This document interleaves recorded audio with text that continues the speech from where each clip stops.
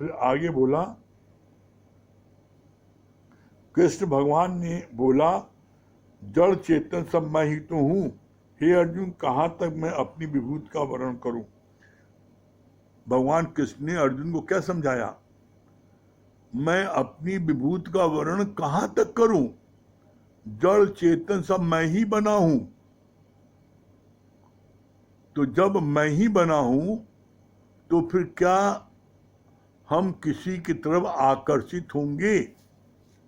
जैसे दृष्टांत पहले भी चला था कि वो राजकुमार जब माँ से अपनी बोला कि माँ, मैं इस लड़की के साथ शादी करना चाहता हूँ, ये जो फोटो में है, घर में उसके लगी थी, बहुत सुंदर थी वो लड़की, दिखने में आ रही थी।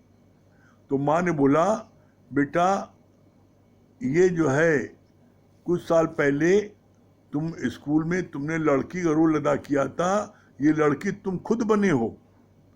तो अब बताओ वो राजकुमार के उससे शादी करने के लिए ललायत होगा।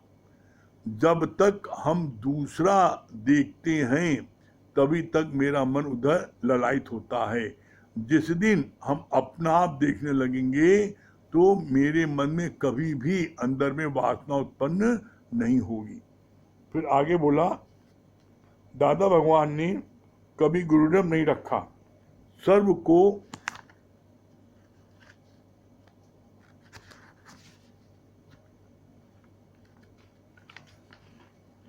अपना आप जाना।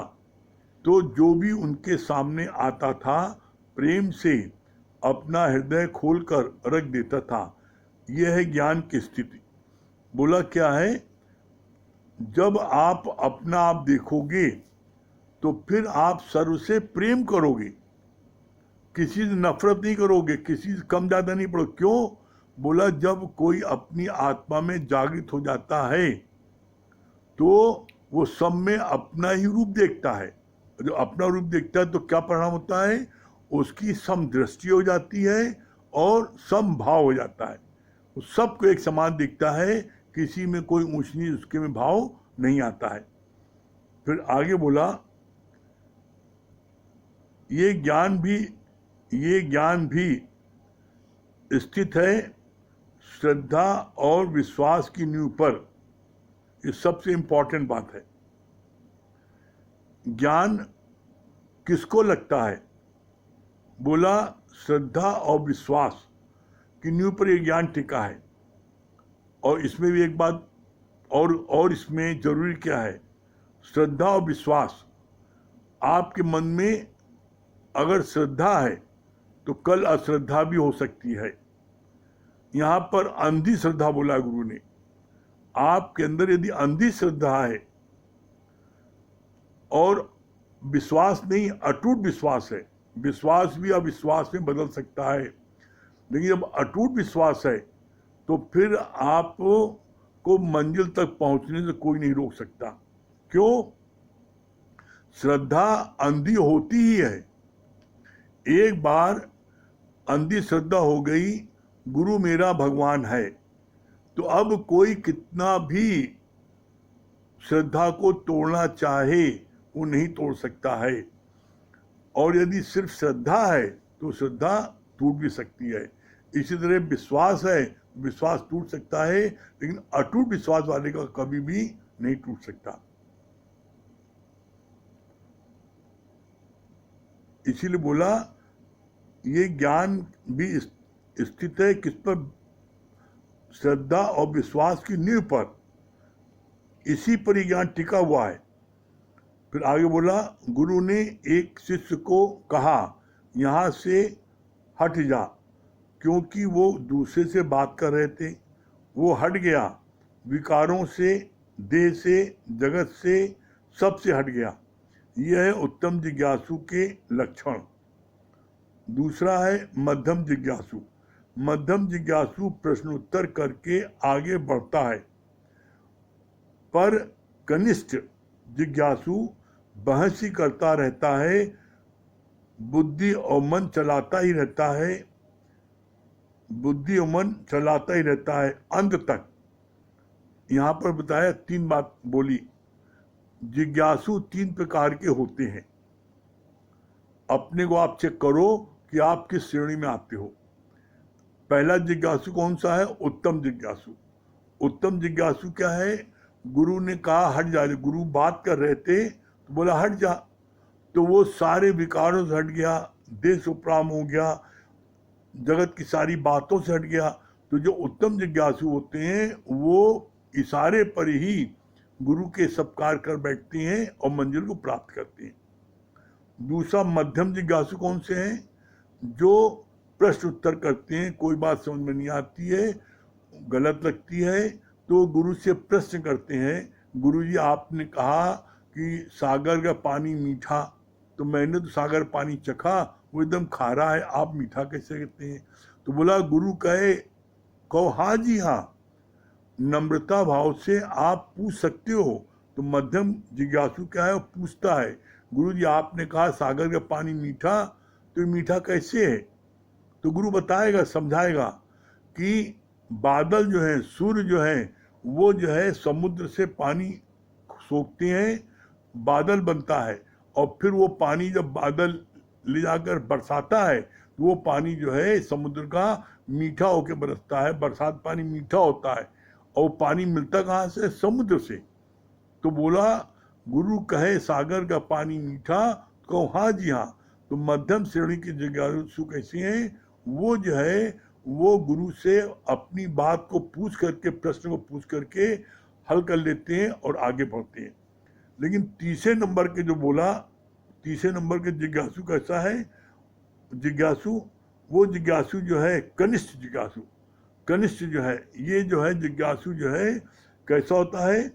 ये बहस ही करता रहता है सारी जिंदगी, और बुद्धि और मन हमेशा चलाता रहता है।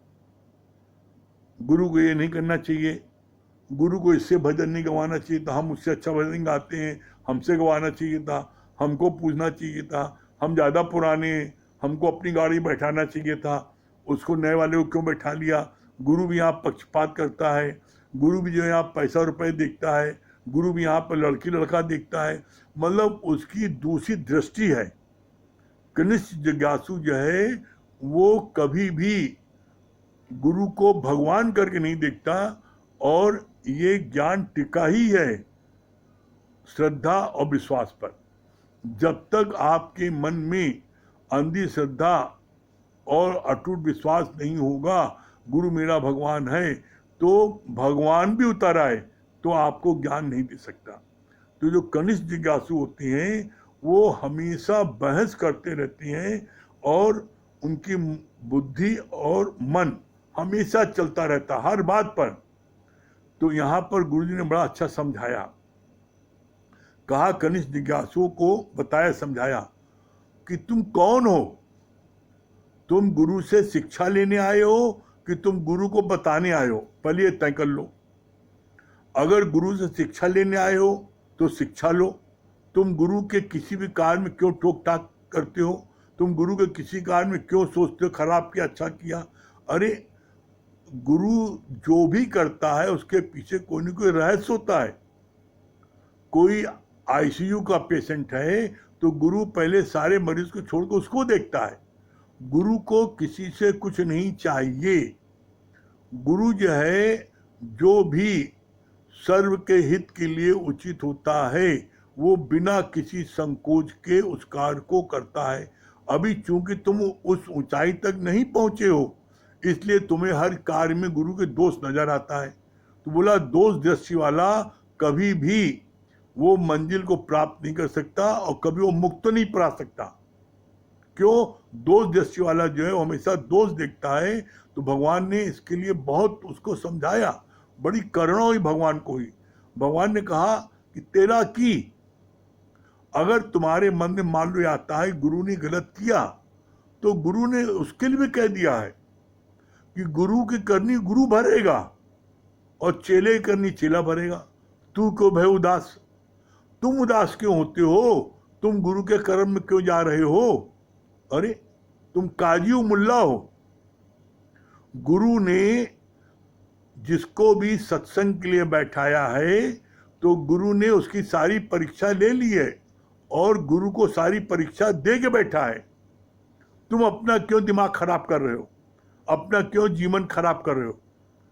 अरे जो शक्ति तुम्हारी बाहर की तरफ है उसको अंदर की तरफ जोड़ो। है इंद्रियों की शक्तियां बाहर की ओर, जो बाहर से तोड़कर अंदर से जोड़ो। अपने अंदर झांको कि अभी मेरे में क्या कमी है। अपनी कमी को दूर करोगे तो तुम्हारा उद्धार होगा। तुम गुरु की कमी को मत देखो, क्योंकि गुरु जो है सारी परीक्षा अपने गुरु को दे के आया है। उसकी परीक्षा तुम ले रहे हो। तुम यहाँ पर शिक्षा देने आए हो कि शिक्षा लेने आए हो, पहले ये तय कर लो। और अगर शिक्षा देने आए हो तो अपने घर बैठो।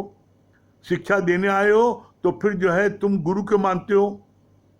गुरु ने क्या कहा है कि तुम हमको गुरु मानो, हमें भगवान मानो। अर्जुन ने भी पहले कृष्ण को गुरु नहीं माना था। अर्जुन ये जानता था कि ये भगवान हैं, गुरु नहीं मानता था। इस कारण से अर्जुन ने जब उसको पहले मौका मिला कि कृष्ण को ले, कि उनके छोड़ी सेना ले, जब उसको पहले प्रस्ताव मिला तो ये जानता था कृष्ण भगवान है, इसलिए उसने कृष्ण को चुना। कृष्ण को अपना सखा मानता था, दोस्त मानता था, भगवान गुरु नहीं मानता था। जब महाभारत के युद्ध में 18 दिन तक उसने कृष्ण से सखा भाव में ज्ञान सुना, और ज्ञान सुनने के बाद में जब उसको ज्ञान हो गया और वो अपनी आत्मा में जागृत हो गया, तब उसने भगवान कृष्ण से बोला है, क्या बोला है?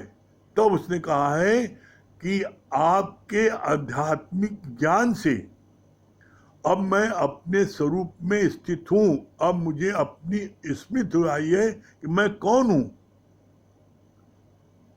तब उसने जो है उनको गुरु माना है कि, और ये बोला है कि अब आप मेरे गुरु हैं, मैं आपका शिष्य हूं। अब मैं आपकी शरण आया हूं। अब आप मुझको बताइए कि मैं क्या करूं,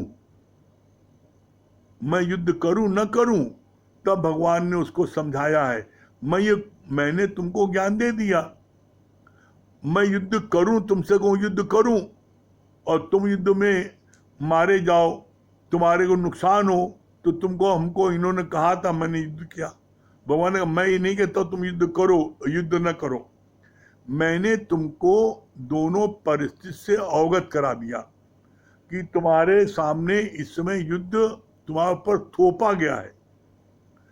तुम अगर इसमें युद्ध नहीं करोगे तो तुम्हारे को लोग, तुम्हारी जो आज इज्जत करते हैं, वही लोग तुम्हारे को कहेंगे कि अर्जुन जो है युद्ध भूमि से भाग गया, अर्जुन डरपोक था, अर्जुन भगोड़ा था, अर्जुन नपुंसक था।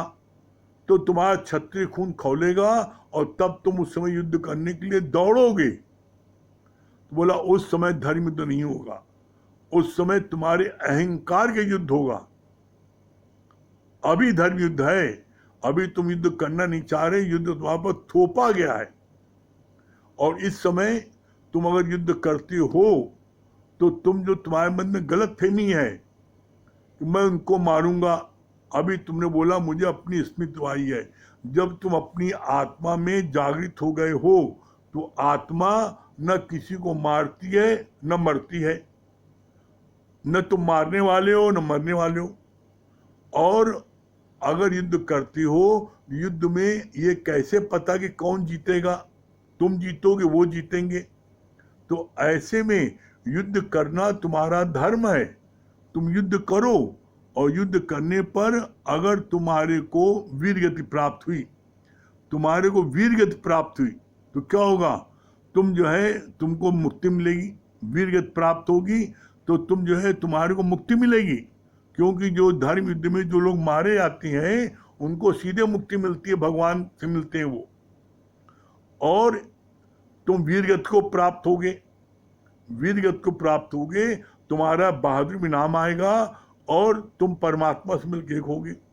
और यदि जीतोगे तो क्या होगा, पृथ्वी का राज भोग करोगे। दोनों स्थिति में तुमको फायदा है। तो मैंने तुमको समझा दिया, अब तुम युद्ध करो या न करो ये तुम्हारी मर्जी है। मैं क्यों कहूं युद्ध करो। जब कृष्ण को सारी बातें कृष्ण ने अर्जुन को समझाई, कभी अर्जुन को भगवान कृष्ण ने कभी नहीं कहा कि हमको भगवान मानो, हमको गुरु मानो।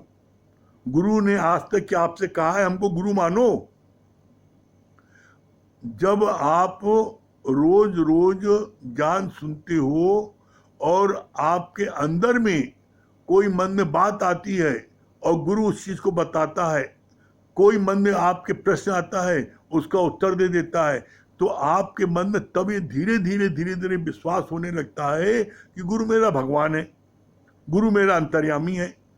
तो जब आपका दिल बोले, जब आपका दिल 1000 बार परीक्षा ले ले, जल्दीबाजी नहीं करो। गुरु को गुरु मानने के लिए, भगवान मानने के लिए आप 1000 बार, 10,000 बार गुरु की परीक्षा लो। इसमें जल्दबाजी नहीं करो। तुम गुरु को सखा मानो, गुरु को जो मानना मानो, लेकिन जब एक बार आप सब परीक्षा लेने के बाद, जब तक सारी परीक्षा न ले लो और जब तक आपका दिल न माने, तब तक आप गुरु को गुरु, सदगुरु, भगवान मत मानो। हाँ, एक बात जरूर है, जब आप सारी परीक्षा ले लो, सब तरफ से, दिन में रात में, हर तरह से जांच लो, परख लो, और जब तुम्हारा दिल इस बात को अच्छे से बोले कि नहीं मेरा सदगुरु मेरा भगवान है, तब उसके बाद पीछे मुड़ के मत देखो। क्यों कि जब तुम एक बार गुरु को भगवान मान लेते हो सारी परीक्षा लेने के बाद, तब गुरु तुम्हारे को ट्रांसफॉर्म करने लगता है। जब गुरु तुम्हारे को, पहले जब दो चीज गुरु करता है, फर्स्ट गुरु अट्रैक्ट, सेकंड गुरु इंस्पायर, तुम्हारे को खूब प्रोत्साहन देता है। और गुरु देखता है जब तक ये हमको भगवान नहीं मानता, जब तक हमको गुरु नहीं मानता, तब तक वो तुम्हारे को ट्रांसफॉर्म नहीं करता। ट्रांसफॉर्म करने का मतलब क्या है? कटाई छटाई, बगीचे की कटाई छटाई। जब वो तुम्हारी कटाई छटाई करता है, तब तुम्हारे मन में आता, अरे ये क्या, इतना डांट रहे हैं, इतना लोगों के सामने हमको ऐसी बात बोल रहे हैं, हमको ऐसा कह रहे हैं। तो जब वो तुम्हारे मन में क्या है, मनु राम जो है पंडित बन करके तब तुमको गुरु के खिलाफ भड़काता है और तुम गुरु से दूर हो जाते हो। तो यहां पर तब तक गुरु मत मानो, तब तक गुरु को भगवान मत मानो, जब तक तुम्हारे अंदर में 20 विश्वास न हो जाए। और जब 20 से विश्वास हो जाए, हाँ गुरु मेरा सदगुरु है, मेरा भगवान है, तब उसके बाद में आप जो है फिर पीछे मुड़ के मत देखो। और तब उसके बाद में आपके मन में क्या होना चाहिए? अंधी श्रद्धा, अटूट विश्वास और अथाह प्रेम। गुरु जो कहे आप तत्क्षण उसको करते जाओ, कभी अपनी मन बुद्धि न चलाओ। अगर मन बुद्धि चलाओगे, गुरु जी ने ऐसा क्यों कहा, तो बोला तब क्या होगा, परिणाम क्या होगा? मन बुद्धि कर दो अर्पण, ज्ञान तभी पाओगे। और मन बुद्धि चलाओगे तो गुरु से दूर जाओगे। आप देख लो, अगर आपको मंजिल न मिले, आप जो है गुरु आपको अपने समान न बनाए, तब कहना गारंटी है, ये बात मैं अपने जीवन के अनुभव से कह रहा हूं, यदि आपका पूर्ण समर्पण होगा गुरु के प्रति, तो गुरु आपको मंजिल तक निश्चित पहुंचाएगा। करके देखो, और न पहुंचो आप मंजिल पे तब कहना। हाँ नीलू जी। हरिओम गुरुजी। हाँ हरिओम, हरिओम नीलू जी, क्या बता रही हैं? गुरुजी सबसे पहले तो हमें फील हो रहा है कि बस हम आपको देखते रहे, सुनते रहे। सच में एक एक बाणी की अच्छी लग रही है कि मनु रानी बहुत दुष्ट है, तरह तरह के चाल चलती है, लेकिन माई माता के तालमेल मन में बहुत खुराफात होता है, लेकिन my master is always right. बहुत अच्छा लगा कि आपने बताया कि एक माँ की अपने बच्चे को जब दूध पिलाने की तड़पन हुई, तो वो पूछ कर मान कर वो पहुंच गई वहां तक। और फिर प्रातः जब राजा फिर दूसरे दिन लेने आई, तो राजा ने कहा तुम कैसे अब करके दिखाओ, कि मैं नहीं कर सकती। तो गुरु के प्रति ऐसी ही तड़पन जब होती है तो ऑटोमेटिक हम वहां पहुंच जाते हैं। तो बस यही प्रार्थना है कि ये तड़पन दिन पर दिन बढ़ती जाए और बढ़े। बहुत अच्छा लगता है कि अब बहुत अच्छा लगा कि जब इस कार्य में अगर हाथ पैर भी टूट जाए तो भी शुक्राना मानो। जान तो नहीं गया, जान भी चली जाए तो भी शुक्राना मानो, चलो गुरु के कार्य में शहीद हो गए। जब ये अंदर भावना होगी तब गुरु का कार्य हम कर सकते हैं, अन्यथा नहीं कर सकते। लेकिन वाणी बहुत अच्छी लग रही थी। चलिए भजन सुना दीजिए।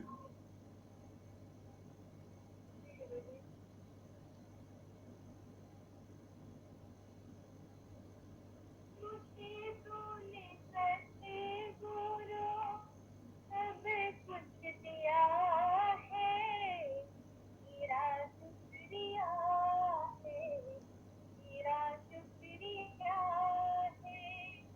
मुझे तूने सच्चे गुरु सब कुछ दिया है, तेरा शुक्रिया है, तेरा शुक्रिया है।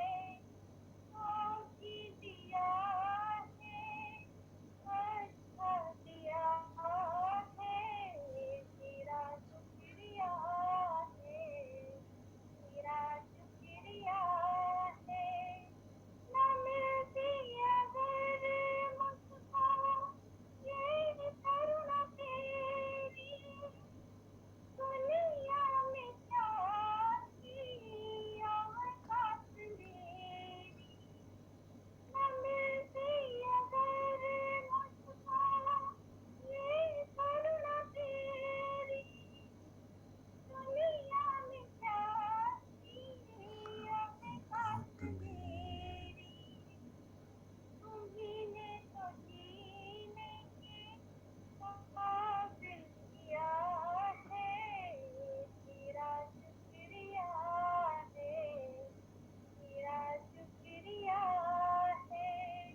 मुझे तूने सच्चे गुरु सब कुछ दिया है, तेरा शुक्रिया है, तेरा शुक्रिया है। तू ही है मालिक मेरी जिंदगी का, सहारा है मुझको तेरी बंदगी का। तू ही है मालिक मेरी जिंदगी का, सहारा है मालिक मेरी बंदगी का।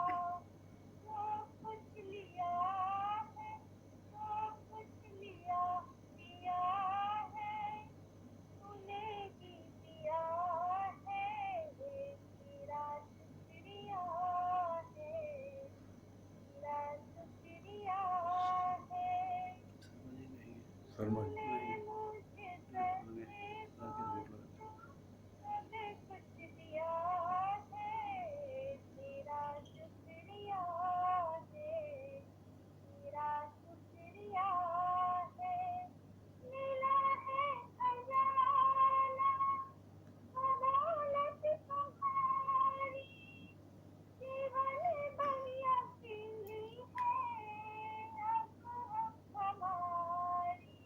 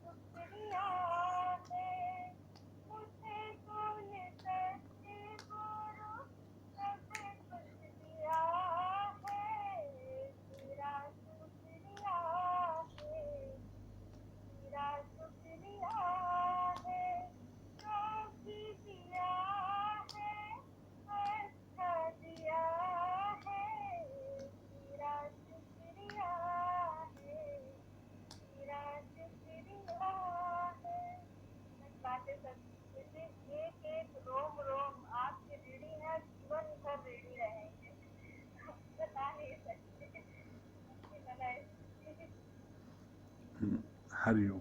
हाँ राकेश भैया, हाँ प्रणाम भैया। हाँ प्रणाम भैया प्रणाम। हाँ राकेश भैया सुनाइए भजन।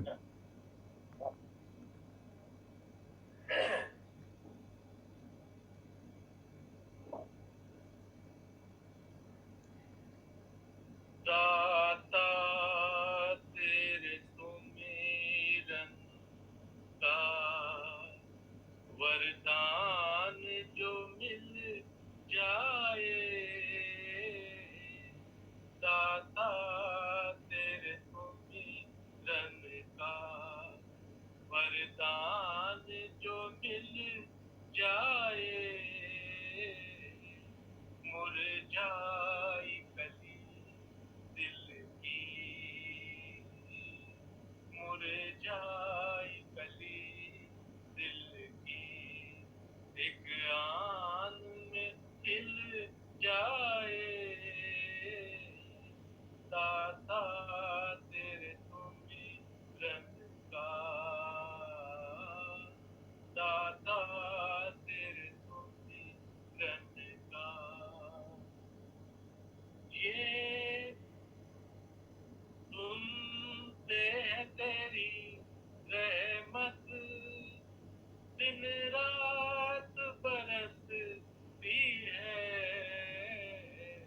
सुनते हैं तेरी रहमत, दिन रात बरसती है,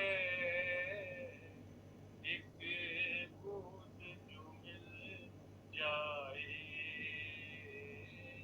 एक बूंद जो मिल जाए, तकदीर बदल जाए,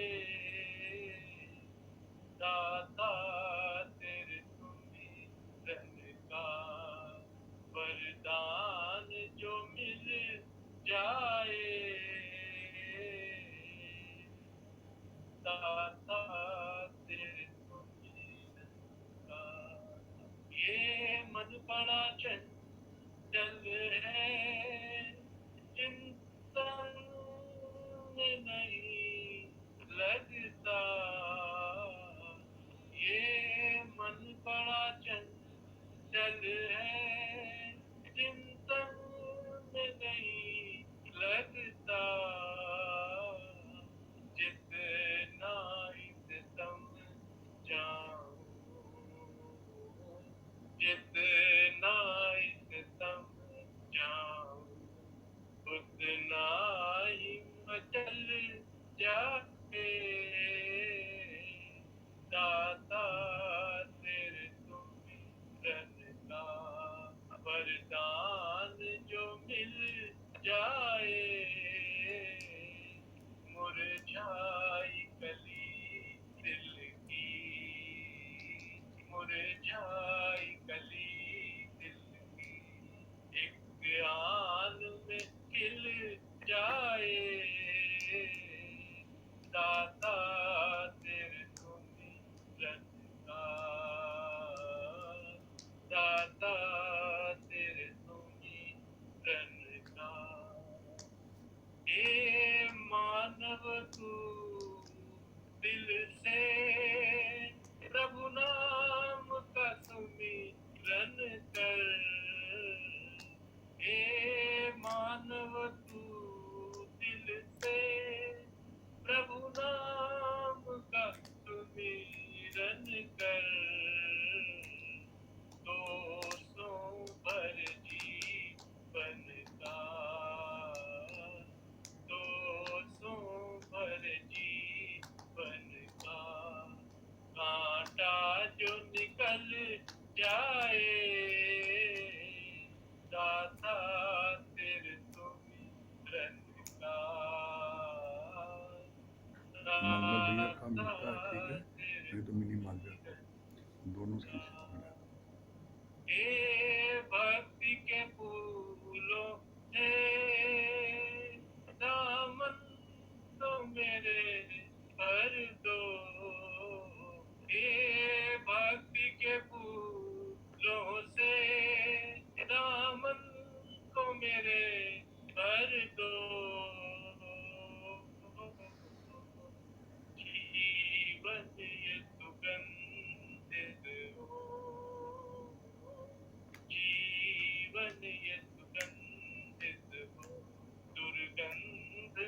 कर जाए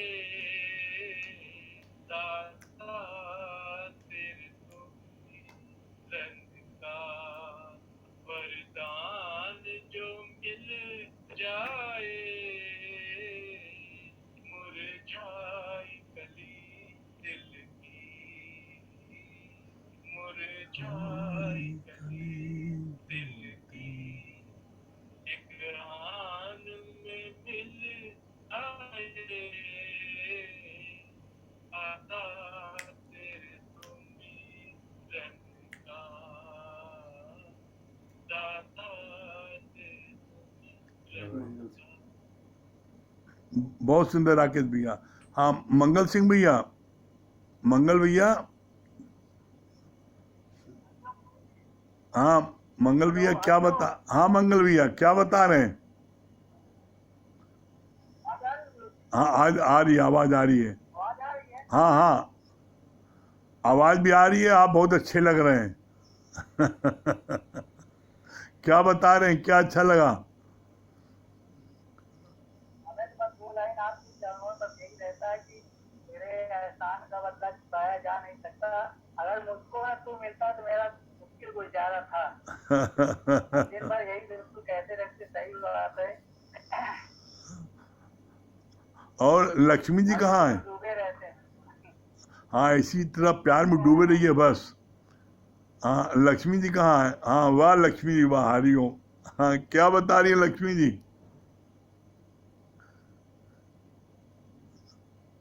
अच्छा ही हमको एक और बताना है, माँ जाने वाला तड़का नाल नाच कर जा सकते हैं, वैसे ही पुरुष ब्राह्मण हो नाल क्या चाहे जो चीज नॉर्मल सब नाक फाल के जाना चाहिए, हाँ नाक छोड़ देना चाहिए। हाँ वेरी गुड, बहुत बढ़िया, अति सुंदर। चलिए ओम का जाप कर लें। सही है पिता।